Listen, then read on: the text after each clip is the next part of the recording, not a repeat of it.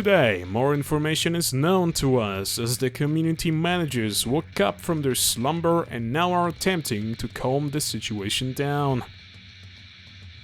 Needless to say, their attempts aren't exactly going well.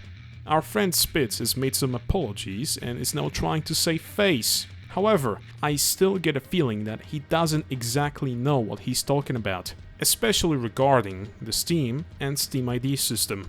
A Steam account has several IDs assigned to it to help in the account's identification.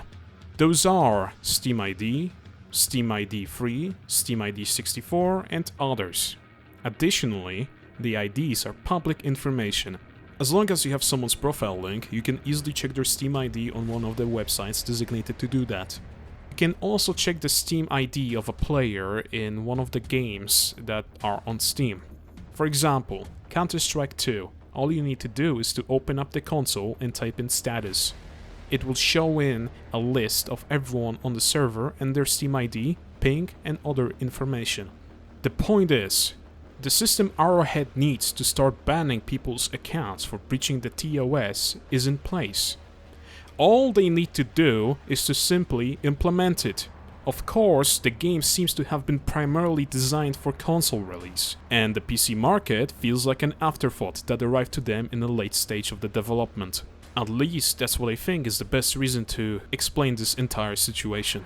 Now let's talk about Sony for a second and explain why they would want the account linking to take place. And as you probably know, Sony loves money. They wouldn't do anything without thinking they could earn from it. So how do they exactly earn from people making new accounts on PlayStation Network? Well, the new accounts are free and they don't bring them directly money, but what they can do is to show the positive charts of new accounts being registered to their investors, and that means they can keep the investors happy, and when the investors are happy, the money keeps on flowing.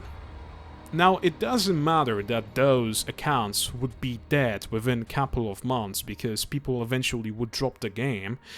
What matters is that the accounts would be alive in this month or the month after that. Because, as we all know, corporations are very short-sighted nowadays.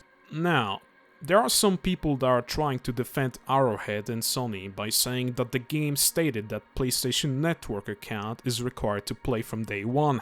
While this is true, stating that it is required and then letting people play without it kinda defeats the point of saying that it is required.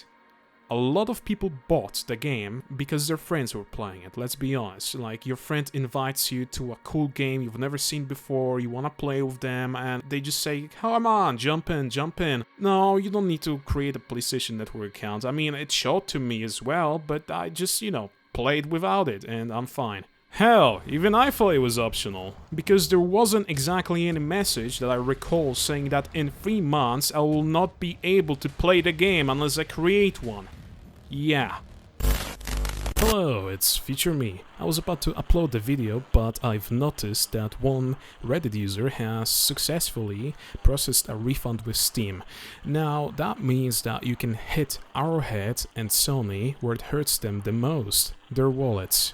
Do with that information what you will, but remember, if you can dive the review, what stops you from diving a refund? Become the refund diver. So I think the best course of action they could have taken was to simply pretend like the requirement is not even there, while silently working on another system that would replace the account creation for PlayStation Network. Another thing is that in some regions people are simply unable to create a PlayStation Network account without a VPN. To which Spitz replied that he has been assured that in the event of no better solution being present, those regions will not be forced to create a PlayStation Network account in order to enjoy the game. Now, I thought you need people to have an account in order to be able to ban them. Not having it would create an unfair advantage, wouldn't it? Which brings us to the final point that I think it pretty much proves that they're lying out of their ass right now in order to save face.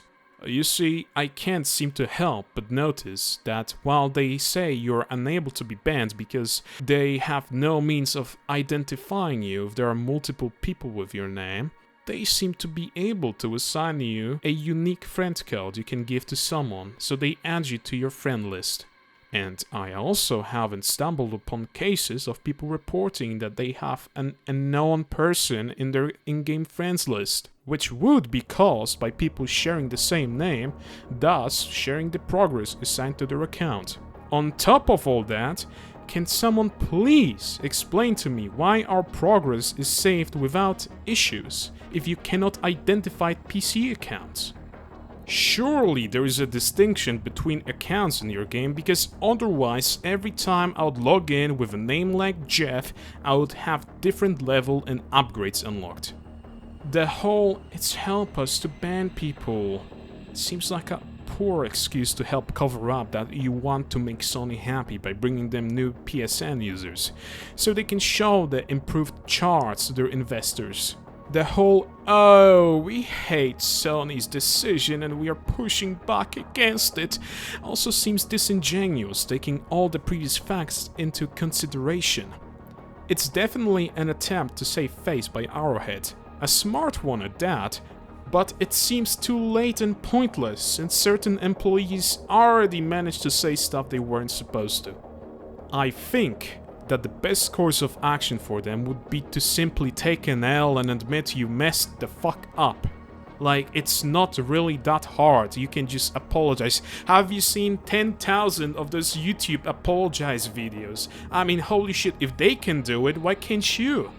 Now, that's all I have for you today, and let me know what you think about it. Also, any feedback regarding my videos is greatly appreciated. Negative or positive, really any sort of constructive criticism is welcome. My goal is to share my opinion with all of you, and ensuring that I can do so in a way that's as comfortable and easy to understand for you as possible is my top priority. Thank you for watching, and have a nice day.